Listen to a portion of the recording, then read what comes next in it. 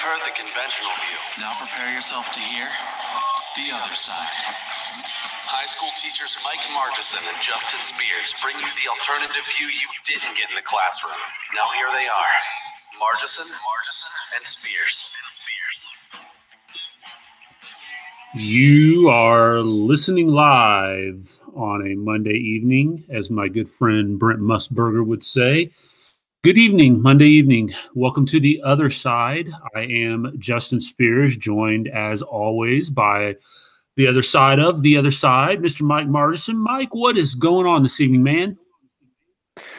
Not much. We fired it back up today. Soccer season, and now it's in full effect. So summer's over. Time to get back to work. Yeah, absolutely. Mike and I both are going to schedule's going to fill up a little bit more here with school starting up, him coaching soccer, me coaching golf, and then all the other hectic parts of our lives going on. But never fail to make time to get an episode in here. And so we are excited to be bringing you a show this evening. As always, you can reach us through several different outlets. We are active on social media.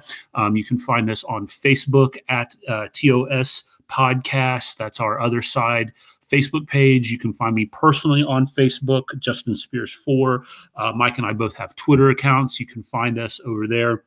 I'm at Justin Spears 4. He is at Mr. Margison, and our show page over there as well. Show Twitter account. The handle is at TOS_podcast. The show you can catch live on YouTube. If you're listening now, thank you. We appreciate that support. You can go on over to our YouTube page. You can search The Other Side Podcast. The channel's name is Mike Justin. You can find our library archive of shows there that you can listen to. Or if you like to listen on demand, if you're into the podcast thing and you like to listen on a mobile device or just whenever best suits you, we have the show seeded out through iTunes, Google Play, Podcasts, and the Spreaker radio app, which can be downloaded in Google Play Store or iTunes as well. So there's just a lot of different ways that you can hear the show as that goes. We are also a part of the Cerberus Radio Network, and that is a fantastic internet-based radio network that includes shows by Suzanne Sherman, Mark Kreslins, Jeff Johnson, Dan Bailey. You also can hear the Mike Maharrey podcast from the 10th Amendment Center and the Schiff Gold Report. There's tons of great programming that you can get. Just go to Facebook and look for Cerberus Radio Network, and you will be able to find all the information that you need from that. And last but not least, we are rebroadcast on Saturday mornings here in West Central Indiana out of Crawfordsville, 92.1, 1550 AM, WCVL, WCVLAM.com. Dave Peach and the group over there. I had an opportunity to go into studio with Mr. Peach this week on 103.6 during the 12 o'clock hour and do a interview there where we kind of went over the impetus for the show and talked a little bit about what we're doing here with The Other Side. So hopefully if you're in the Crawfordsville area, Montgomery County, West Central area, you were able to catch that. And again, we just appreciate all the support that we get. Look, we are continuing to look for ways to grow this show. As I told Dave in studio, one of the things that our main goal with doing this show is to generate dialogue and conversation among people, get them thinking about these topics that we cover here on this show from a different perspective, from the other side, the side that you didn't get in the classroom, the side that you don't get through the mainstream media. And so again, that's what we're really looking forward to doing, and we can only do that with your help. So continuing to spread the message of what we're doing here. If you dig what we're doing, please subscribe, share, comment. All of that helps with what we're doing. So having gotten all that out of the way, let's talk about why we're here this evening. Our theme, our topic for this evening goes back to a conversation that Mike and I had last week. We were kicking around some ideas of where to go with the show. And I said, look, I was just on with Mark Kreslins, again, who is one of our hosts through the Cerberus Radio Network. And he and I co-hosted a show together early last week. And one of the things that we were talking about were solutions, right? Solutions to, how we can push back against Leviathan. How can we push back against this out of control government in DC? no matter whether you're Republican, Democrat, whatever. It's not a party issue. It's a government issue. And so I said, something that kind of popped in my mind is, going back to the foundations of this government, one of the main ideas, one of the main core tenets that our government is built on is the whole notion that we are governed by the consent of the people. You hear we the people, government by the people. Government legitimacy is that, government that is allowed to exist because the people allow it to exist. And that starts to hit in there a little bit on this idea of consent of the governed, which is, something that we hear from the Declaration of Independence. And so I started to think a little bit about this idea of, what does that mean? In 2018, what does consent of the governed look like? What does it mean for us as the, whatever the population number is now, 320 million people that are in this so-called United States of America? We constantly hear that we're one people, that we're united together. Okay, I'll play along for a little bit with that. But what does it mean for the government to have our consent? And then on an individual level, how do you consent? What are some actual action items that you take to express consent, to give assent to your local, state, or general government to act on your behalf? Obviously, we know we don't live in a pure democracy. I've seen many dialogue exchanges, about that here recently. Are we a democracy? Are we a democratic republic? Are we a constitutional republic? What exactly are we? Whatever you want to call it, we elect representatives to go into this government and make decisions on our behalf. We see them as a trustee. We see them as a delegate. We delegate powers to them, and then we entrust that they will make the right decisions. But, even if we go about it from that perspective, we know that there is going to be a quote unquote winning side and a losing side on public policy. No matter what the issue or the topic is, whenever government acts, there by nature is going to be a winner and a loser. And so my question is, as we kind of delve into this and start to get into this whole notion of consent of the governed, is how is it when you're on that losing side, what options do you have? Or if you even take it further than that, whether you put aside the winning, losing, just the government acting, having the authority to act, where does that come from? Where does the government get off on being able to make policy on certain things without, maybe having the explicit consent of the people to do that? So that's what we're going to kind of dig into here a little bit today. And then I'm going to talk a little bit about maybe some of the economic ways in which we do that. I think that's a great opportunity for Mike to speak in on some of that as well. So I'm going to be real quickly here kind of walking through an article. And if I get time later on this evening, I'm going to post the link to this article on our show page. And then I'll repost it on my personal Facebook, and I'll put it out on Twitter as well. So you can take a chance to read through this. It's not an overly long piece. It's from Mises.org, and it was written by Robert Higgs back in July of 2011. It's almost 7 years ago to the date. And it's called Consent of the Governed with a question mark. It's a question, right? And just want to start off, I'm not going to read this word for word, but there are some really take home points from this that I want to kind of go through. And he starts off by saying, what gives some people the right to rule others? At least since John Locke's time, the most common and seemingly compelling answer has been the consent of the governed. And I just want to stop there for 1 second and say what he's referring to here is Locke wrote a piece called The Second Treatise of Government. And in that piece, and I we don't have the time to go through that right now, but that is another piece I would highly encourage you to go back and read some excerpts through, specifically the parts that Locke is talking about, the idea of where government gets its authority. Because remember, all authority prior to our system of government, right, at least from a European perspective, was through monarchs, right, which were divine right.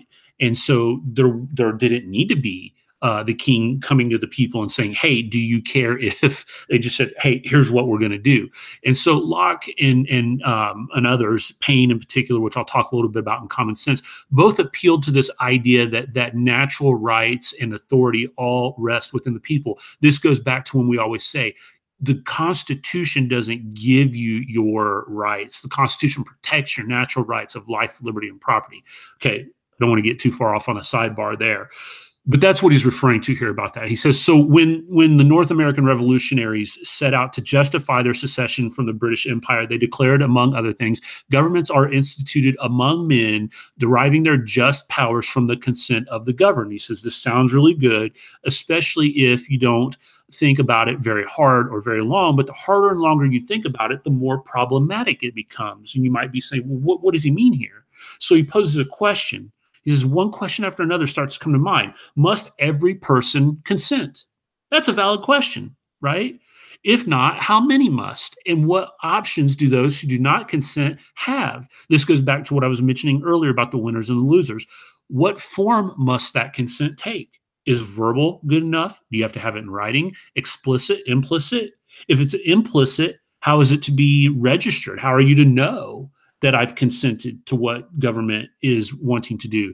Given that the composition of society is constantly changing because of births, deaths, immigration, and things of that nature, how often the rulers confirm that they maintain this right to consent of the governed, right? So in other words, how does the government know that it has the consent because of all these changes that are going on and on it goes, right? And so he's saying this seems to present a real problem in our society. Now, he goes on in more detail to talk a little bit about ideas like the social contract theory, which we've talked about in previous episodes here before. You can go back in our archive of shows and hear a little bit more about that. But I want to kind of jump down here and read this part here. And I want you to listen. He's going to be talking here about an excerpt from Pierre-Joseph Proudhon, who wrote a little bit about this idea of consent of the governed. He says, to be governed, what does that mean? Is to be kept in sight, inspected, spied upon, directed, law-driven, numbered, enrolled, indoctrinated, preached at, controlled, estimated, valued, censured, commanded. That's a lot of verbs there, right? And so I want to pause here for a moment and bring Mike in here. Mike, you heard all of those different things, right? And want you to kind of weigh in here a little bit about what are some ways in which you see those things coming to fruition in our society today? In other words, how is it that you can maybe point to the way in which government acts today and see some of those things like being kept in sight, inspected, directed, law-driven, numbered, enrolled, indoctrinated, preached at? How do you see the government performing those tasks in 2018 America?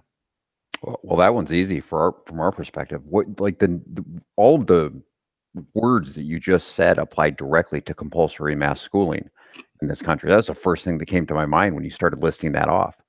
Can you read it again? Yeah. To be governed is to be kept in sight, inspected, spied upon, directed, law-driven, numbered, enrolled, indoctrinated, preached at, controlled, estimated, valued, censured, commanded, and he goes on a little bit more. Holy cow, are you kidding me? I mean, he could be talking, he was not talking about schooling, he was talking about government, right? Yes. Mm-hmm. Could have been talking exactly about mass compulsory schooling. That's literally the first thing I thought of when I heard that. But it's all sorts of things. It's one of the other things that kind of quickly came to mind as you were going through that was that case a couple of years ago where that rancher Cliven Bundy. I'm not taking sides, but he had you recall what I'm talking about? He had a dispute absolutely. with the government over use of his land, and I mean our government really reigns supreme over all of us. And if we do something that they don't like, our options are pretty limited. Yeah, I'm glad you said that, because listen to what he says here next. You said reign supreme. Is that what you were talking about? here's what he says. He goes through all that, and he says all of those things, right, are performed by creatures, by people who have neither the right nor the wisdom nor the virtue to do so. That is such an important aspect, because I know a lot of times we rail on about DC and our elected officials and things of that nature, but it's true. We tend to value these elected officials, whether they be at our state capitals, whether they be at the national level in our general government. They're not any better than any other person walking around the face of this earth. They're connected. They're politically connected. They're economically connected, and that gives them the ability to be able to fundraise and be able to win these positions as elected officials within our quote unquote government by the people. But the reality of the situation is these people aren't any more virtuous than you or I. But they think they are, Justin. They think they are. They think that they're better, and they think that they're more virtuous. They think that they're smarter. Can you imagine what it must do to somebody when you give them that type of power? I mean, just imagine the power. We know that human beings are generally corrupted by power, and look at the type of power that we're giving this tiny handful of individuals. It's no wonder that they refuse to leave Washington. It's no wonder that they seek more and more power, because they don't want to give it up. I mean, it's a dangerous path that we've been going down. Yeah, absolutely. And so, he continues on here, and I'm not going to read through all this, but it's really, I read through it a couple of times. The first time I read through it, I was kind of like, yeah, okay. And then I read through it again, and I kind of let it sink in, and I took it in its totality, and I was like, my goodness, this is really sinking into me, that this is how government works right now. He says to be governed is to be at every operation, at every transaction, noted, registered, enrolled, taxed, stamped, measured, numbered, assessed, licensed, authorized, admonished, forbidden, reformed. And he kind of keeps going on here. And then he goes on to, okay, and then it's under the pretext of public utility in the name of general interest to be placed under contribution, trained, ransom, exploited, monopolized, extorted. So you see the pattern that he's setting up here, right? He's using all of these verbs here to get you to understand that when you think about what it means, because and here's what we're getting at, gang, okay? People will justify participation in what government does as for the general welfare. Again, something that we've talked about many times before. When you talk to a statist, when you talk to somebody who is in favor of even just minimal government, let alone big government, they justify, what about the roads? Who would build the roads? What about schools? If not for government, who would school our children? If it weren't for government, who would build our hospitals? If it weren't for government, who, and it goes on and on and on. But what he's saying here, right, is this is what it's all about. And as I was reading this, the thing that kind of came to my mind is, people say land of the free, the most free country on the face of the world. How does that equate to freedom there? Because to me, that sounds an awful lot like tight control. And again, if we take this back to the topic for what we're talking about here, it's the idea of, what if I don't consent to this? What if I don't agree to my tax dollars being forcibly taken? And that's where I want to kind of bring you in to talk here a little bit, Mike, about, people who will say, okay, like myself, I never gave consent, whether it be verbal, written, explicit, implicit. So how is it that I consent? If I were to ask that question, I think, again, somebody who would be a statist or in favor of this this model that we have here would say, by using the roads, by using the schools, by paying taxes. What is it about those things that gives me any choice in the matter to be able to say, I don't, like you said, compulsory education. Yes, there are options like charter schools and homeschooling, but the state says that you're going to educate a child up to this point. The state says that we are going to forcibly take a chunk of your income for all of these things. Where's the consent in that? Well, there is none, because look, if somebody were to say, your paying of taxes is your kind of nonverbal consent. Every time you do this, you're giving consent. My response would be, well, what's my other option? Because if I don't do it, then these state actors are going to throw me in a cage for the rest of my life. Those are my two options: cage or pay the taxes. When they say, well, you use the road.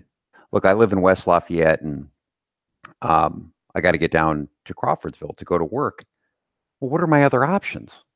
It's a state-funded highway. There's no private road. I don't have an option. What the state is doing is they've granted themselves a monopoly over all sorts of industries, education being one of them. If you just look at the numbers, I mean, they operate like any other monopoly. It's subsidized. It doesn't exist in a free market. That's why public school employees receive more money than private school employees. But my point is that what the state does is they grant themselves a monopoly, and then they say, oh, you used it, so you're consenting to the government. Well, that's ridiculous.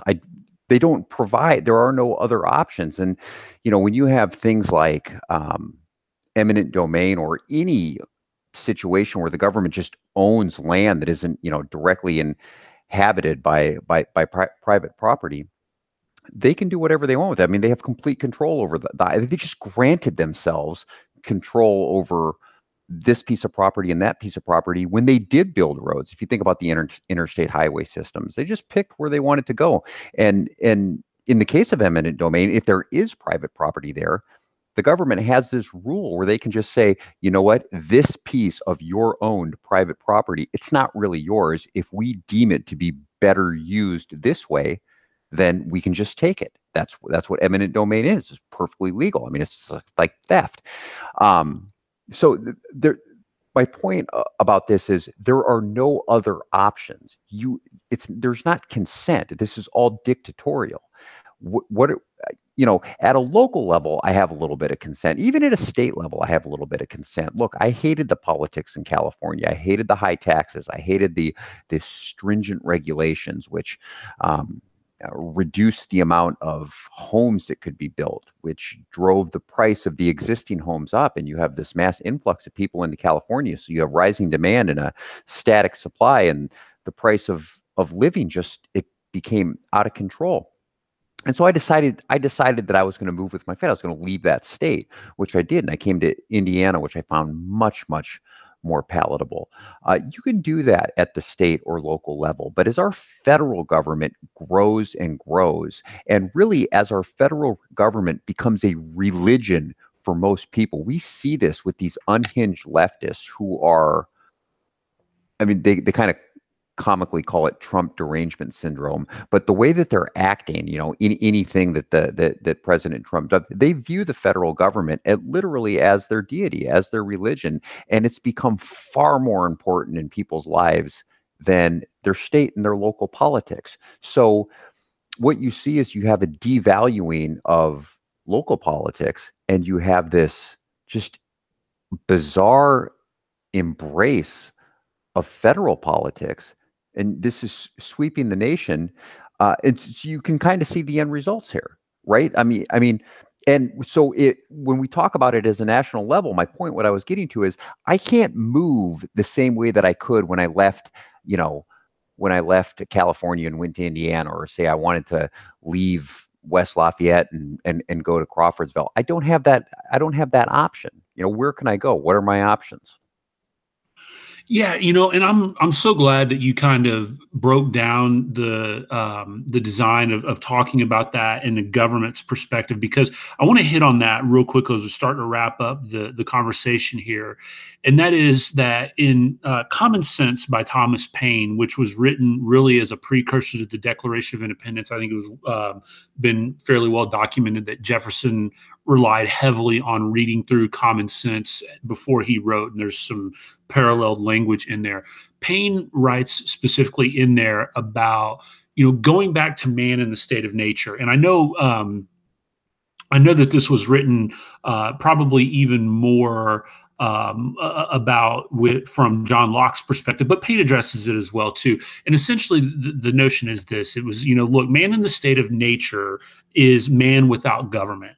So in other words, what we say here is that society predates government. In other words, people are going to come together and they're going to voluntarily interact with each other. If you were to kind of strip away every sense of government around you in your neighborhood and your county, whatever it might be, you're going to come into contact with people and problems are going to obviously arise. And it's going to be up to you as people to, again, voluntarily work with one another to solve those problems. Okay, so far, so good. Well, we know because of man's sinful nature that there's going to be problems. Right? I mean, the one guy who is going out and doing the hunting and gathering, he's going to keep a little bit more for himself than he's going to share with everybody else. Or maybe he's not going to share it all on a given day when times are lean. And so that's going to create issues because the guy who stayed behind and was building shelter for the guy while he was out hunting is now going to, maybe ransack his shelter. You see what I'm getting at right here with this. And so initially people are okay with each other, but then at some point there's going to be a need for a government, right? So what's the purpose of the government? Well, the purpose of the government should be there to administer justice and the law and make sure that people are playing by the rules. Well, clearly this system of government, as you just so excellently laid out there, has gone well beyond that. Has ceded so much power and authority. I mean, look at everything that gets put under the general welfare clause. We've talked about that before. Look at everything that our government feels like they have to weigh in on. We've got our federal government weighing in on whether or not a private organization should be allowing its people to take a knee during the national anthem. We've got federal government officials that were weighing in on steroids in Major League Baseball. I mean, it's just a complete dog and pony show. It's a waste of time. It is well beyond the scope and sequence of what the founders and framers saw as the role of what our government should be doing here. There is nothing, Justin, that these people do not think falls within their realm of expertise. Nothing. No, that's not hyperbole either. That's absolutely right. No, it's not. Yeah, I'm not trying to be, it's sarcastic. There is nothing. When you give an individual the type of power that we have vested in them, non-consensually, in my opinion, there's nothing that they don't think is within their expertise. Yeah, absolutely. And so the point that I was getting at with all that there too is that what this has created, and you've heard me use a variety of different adjectives: monstrosity, Leviathan. You off the air before we started the episode here talked about it, as government is the middleman. By stepping into the arena of forcibly, without consent, taking money under the absolute guise that they are providing a need where the private sector wouldn't do it. It's a ruse. It's false. It's a red herring, whatever you want to call it. It's how they justify their existence. They forcibly steal and take from the people under the guise of providing something good. And what they do is they rip people off. We were going through, again, an analogy before we came on the air in which I overheard, I was listening to another podcast, and I heard a gentleman put it this way. He said, look, if you take an issue like feeding people who don't have nutrition, they don't have access to food, okay? And I walk up to somebody and say, here, brother, here's $1. Now, obviously, $1, not a big deal. If I go up and say, here's $10, here's $20, that person has $20 cash in their hand that they can now use to go buy food for themselves. If you put the federal government in and they say, okay, we're going to take that $20 from you and we're going to distribute it because we can do it better than you can. What are they going to do? They're going to give that person $20? No. They're going to give them maybe $15, maybe $13. Why? Administrative costs. It costs the federal government money to collect my money. Just think about that. In any other sense of the word, we would call that a Ponzi scheme, right? In any other sense of the word, we would look at that and we'd say, that's ridiculous. Why should I give you the $20 bill and have you process it? Administrative fees, you got to pay for all this, got to pay for the building, got to pay for the people, got to pay for the administration of the tax for it to go to somebody Medicaid, Medicare, VA, all of these other programs that get justified as absolute necessities, right? When you're getting back a fraction of the return. No other person in their right mind would voluntarily consent to giving over a full 100% of money only to have a fraction of it repaid through the payoff. Well, not only that, Justin, but the person receiving it wouldn't want that deal either. No, absolutely not. It's a perfect, yes, absolutely. I'm glad you brought that up. Absolutely, right. Would they rather have the $20 or would they rather have 13? Right. And then, we've talked at length before too about what other payoff there is in terms of having an individual or a group within a community doing that, administering that, how much more it means to obviously the person doing the giving and to the recipient, right? Where you can be building relationships again versus a cold check that comes in the mail where you aren't seeing anything but numbers. There's no remorse, there's no guilt, there's no motivation to get off of the assistance because it hooks you in. We could go on and talk about that, but to bring this back and wrap this up here, because we're running out of time for our radio audience, is again to say this. As I've always said with this show, we aren't here to tell you what to think. We're trying to encourage you to think. And I truly wholeheartedly believe that we are so far down the can on this that people don't stop to think about it from this perspective, right? They just say, taxes are the price of living in a civilized society. Taxes, yeah, I pay them, but I drive on roads. Well, what if you don't drive on roads? What if you don't have a driver's license? You're still paying for those roads. Well, but I pay for it for education. Okay, but what if you don't have children? Right? You're paying to educate, other kids, and people will justify that by saying, well, that creates a better society. And so, yeah, okay, well, so does having a nice manicured lawn in my neighborhood. Yeah, I don't force everybody in the neighborhood to go out and buy chemicals to apply to their lawn because a nice manicured lawn in the neighborhood in every single person's yard is going to up my property value. That's going to add benefit to me, right? So you see what I'm getting at here. It's absurdity any other time you would say it, but yet for some reason the government is justified and we cloak it under this idea of consent of the governed. So that's going to be where we're going to have to leave it off for our radio audience. Now, I teased talking about this issue going on in Montgomery County. So if you're listening on 1550 92.1, and you want to hear more about what we're going to talk about with the wind issue, you'll have to jump onto our YouTube page or download the episode in one of the ways that we mentioned at the outset of the show. And you can hear what we're going to talk a little bit about here as we relate this into an issue that affects the community that Mike and I both work in and spend a lot of time in. So again, thank you for those of you that tuned in this week on WCVL. Thank you for your support. And until next week, you have now heard The Other Side. All right. So, Mike, I know I talked to you a couple of different conversations about this, as I was prepping for this Consent of the Governed episode. One of the things that immediately popped in my mind was the battle that is brewing in Montgomery County. Again, for those of you that are maybe listening in another state or unfamiliar with this situation, Montgomery County is located about half hour, 45 minutes west-northwest of Indianapolis, which is obviously the state capital. The largest city in Montgomery County is Crawfordsville, right off of Interstate 74. And so this is where Mike and I teach in this community. And so one of the big issues going on, and he and I both admittedly have not jumped into the nuts and bolts of this, is the idea of possibly bringing wind power to the county. There are several counties just north going up 65 towards Chicago that have utilized wind farms and windmills for wind power in those. And so this has set up a battle in the community, in the county, for those that are for and against it. And again, as he and I were talking about before we came on air, this isn't a forum to get into that right now. We could certainly do that if people requested and wanted to hear that. We could definitely bring that into the mix. But what I want to kind of talk about is relating it back to this idea of the consent of the governed, because Mike, here's what's going to happen. One way or the other, a decision is going to be made, right? I mean, you're either going to do it or you're not, right? There's no other outcome here.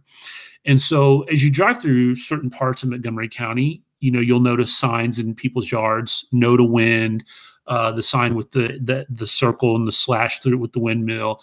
And then you'll see people with, yes to wind, yes to clean energy, things of that nature. And so again, what I want to come back with and want to bring you in and get your thoughts on this as well is, this decision is going to be made, and clearly the side that loses their consent is going to be marginalized. And so how does this factor in for those that find themselves in the minority on topics where the government is acting, I guess, quote unquote, against their desires and their wishes? Are we simply okay with saying, we live in a tyranny of the majority, a mobocracy, whatever word you want to use for that? Or is there recourse for those that are on that quote unquote losing side? Gosh, that's a tough one, because look, this is something that is really at the local level, which is where I think the extent of government power should be. So I tend to be okay with this decision one way or another, just because of the small magnitude that we're talking about. I mean, this is a county issue, and I suppose, let's say that the wind farms are approved and they go up. People do have options. You actually do have options when things are done at a local level. When things are done at a federal or a national level, that's when it starts to become a little bit more difficult. But I think that I guess I don't know the ins and the outs of the issue too much. However, I'm guessing that landowners who are going to be able to sell parcels of their property to wherever this wind turbine is going to go up are going to get compensated much, much more so than they would if they had been growing corn on that same, whatever it is. Let's say 10 foot by 10 foot, it's probably larger than that, 20 foot by 20 foot square. So they're going to want it. And then what about the neighbor who lives next door that doesn't want to look at this thing? They're not going to want it. But you do have a little recourse. You can get up and you can go somewhere else where people with like-minded values want to use the cheapest, most efficient, more aesthetically pleasing form of energy. But that's how it should be. I think I would be a little bit more nervous if this came down as a federal decision that we are either going to start to replace X%, and that's not out of the question, Justin. I mean, I'm not saying this like hyperbolically. There could be a national, if certain people get into power, there could be a national referendum, whatever you want to call it, where they say, hey, look, 50% of energy use has to be green or wind powered by this date. And then boom, those things start going up all over the place. Well, then what do you do? So that's a little bit further away, hopefully. Yeah, no, and I'm so glad to hear you say it, because I 100% agree with you, by the way, on that assessment. And that's really what I was hoping to kind of get at here is, it doesn't matter if you walk this all the way back to what I laid out logically at the middle of the show there about the existence and why we need government. We know that there's going to be disputes, there's going to be problems, even if you were an anarcho, some form of anarchy, you're still going to have to kind of wrestle with how do we solve disputes, right? Whether it's private or duels or whatever it might be, there's going to have to be some system of justice and administering some level of ethical code or morals or whatever it might be. So beyond that, what I really liked what you said there is about it being a local matter. And if you live in Montgomery County and you're on the side of no wind, and you don't want these things coming in because you feel they're going to devalue your property, you don't want to look at them, they're noisy, whatever all the bullet point lists of reasons why you're against it, are, and they end up, county commissioners say, yep, we're allowing them to do it. They're coming in and they build them up. Boom. It's not a huge disservice or what's the word I'm looking for here? It's not a huge burden. That's the word I was looking for. To have to move over one county, for example, for those of you that are listening familiar, to move to say Boone County or Tippecanoe County or Vermilion County or Putnam County, even if you work in Crawfordsville, that's not a huge burden on you to have to do that. And I think that's, people say, well, why should I have to do that? But think about what you're doing. Think about this. Yeah. Think about the statement that you're making. You're sticking it to the county because you're taking your tax base and you're moving it to another area. And so that to them is going to hurt them more in the long run if they make this decision and enough people are upset with it one way or the other. That's going to hurt them more in the long run if you do that. That's what we always talk about when a company breaks some kind of ethical code. Okay, yeah, the government can punish them. They can slap them on the wrist with a monetary fine or, what have you.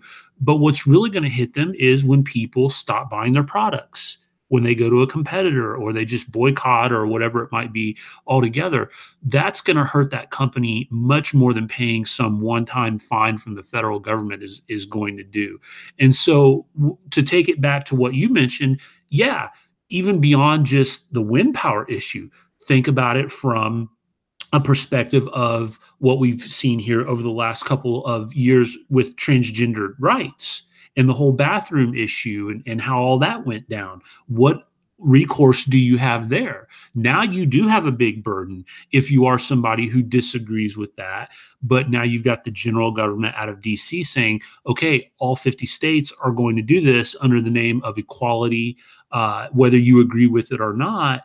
What recourse do you have? Move out of the country? That's a much larger burden than, okay, I'll move from one town over to the next or one county over to the next, which is much more feasible to be able to do. And that is a perfect example of why all politics should be and are local in nature, because that has a huge impact on the people that live in that area, and it gives them the greatest recourse to be able to, quote unquote, vote with their feet or express their concern or whatever in a more direct manner. Yeah, I mean, I agree. Well said. I mean, I think this is a great example of why local matter. Well, that's not just local matters. Why local is better. I think it's absolutely superior. Yeah, and we've talked about that before, right? Where I know I've at least mentioned on a couple of occasions that I really like Brian McClanahan's Act Local, Think Local. In this day and age, where if you are a minimist, you're looking for ways to be able to minimize the role that influence that government has over you in your lives, and you just feel helpless or hopeless that, hey, Leviathan has its tentacles firmly entrenched around my life, and I can't do anything without having to say. I found it funny here over the last couple of months. You've seen a rise in popularity of "if it please the crown" memes, where there's all of these different memes of "if it please the crown, could I," kind of like sarcastically having to ask for permission to be able to do something that you shouldn't have to ask for permission to do.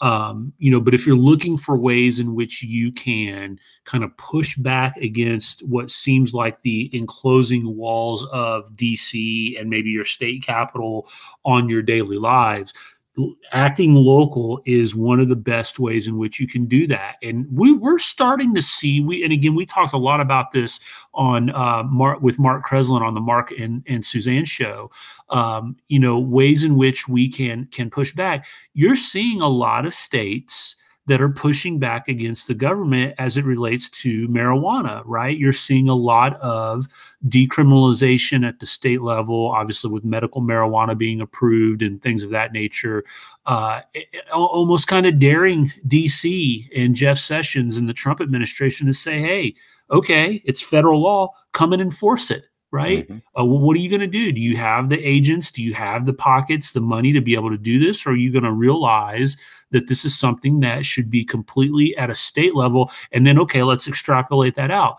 Now let's do the same thing with abortion. Let's do the same thing with education. Let's do the same, you go on and on and on with all of these different programs that the national government is involved with. Let's kick it back to the states and let them decide. Let them be the decision makers. That's why I applaud what's going on out in California with this talk about, separating the state into different regions. Oh, no, don't worry, Justin. The California Supreme Court nixed that. Oh, okay. Well, there you go. So their majesties, the king, this was really what the court has become, both at state and federal levels. Yeah, they said you can't do that. So do that. Yeah, and you'll hear people say the notion of secession was settled, and what have you, and yeah. So ways in which the government, at a local level, the citizens of that government can, because look, guys, we are well beyond being able to take back any amount of this notion of consent of the governed. They do what they want to do. They do what they please. They pull the wool over the eyes of the people. They hope that you play along for every 2 to 4 years and show up and play their game, and you'll see the campaign ads. I'm full of hope and change, and I'm going to go to DC. I'm going to drain the swamp. And before you know it, they're part of the swamp. Even if they go in with the best intentions, they just end up becoming part of that Leviathan there on the banks of the Potomac River. And unfortunately, it is consuming so much of our daily lives that you have really no other choice other than to act at a local level. So before we wrap up, Mike, any other last questions, comments? I appreciate you letting me kind of hijack this episode here this week. Oh, I just enjoyed sitting back and listening. I didn't have to do any work. Well, I think this is something that, when you start talking about principles of this government and you start talking about guys like Payne and Locke, people's eyes can glaze over. And I get it. I understand it. At the end of the day, the last thing you want to do is talk political philosophy. But hopefully we were able to put it in a modern perspective and talk about it from a 2018 perspective that gives you a sense of, okay, that is important. And I do need to think about that a little bit more. And again, as we've said, that's the goal. The goal is for you to think about a topic, consent of the governed, that you probably didn't spend a whole lot of time breaking down in your high school government class. You certainly aren't going to hear much talk about this, if any at all, from the mainstream media or politicians, because why would they want you thinking independently? Why would they want you questioning what they're doing? And so, hopefully this provides you the opportunity to kind of think a little bit. And then really what we want to encourage you to do is to take those thoughts and put them into action. Get involved at a local level, get involved with a community organization, helping to make decisions and take back what is rightfully yours, which is the ability to be able to make decisions that impact you on a daily basis. So again, having said that, that's where we're going to wrap it up for this week. We appreciate, again, all the support that we get. Hopefully you're able to enjoy the show in one of the many formats that we bring it to you each and every week. As we've said before, we appreciate the support that we get from the fine folks over at 1550 92.1. We appreciate the support that we get through the Cerberus Radio Network. Suzanne Sherman, Dan Bailey, Jeff Johnson, Mark Kreslins, all those guys are working extremely hard to bring quality content each and every week, and we encourage you to give a listen to their programming over there as well. So on behalf of Mike Margison, I'm Justin Spears. We appreciate you listening to The Other Side.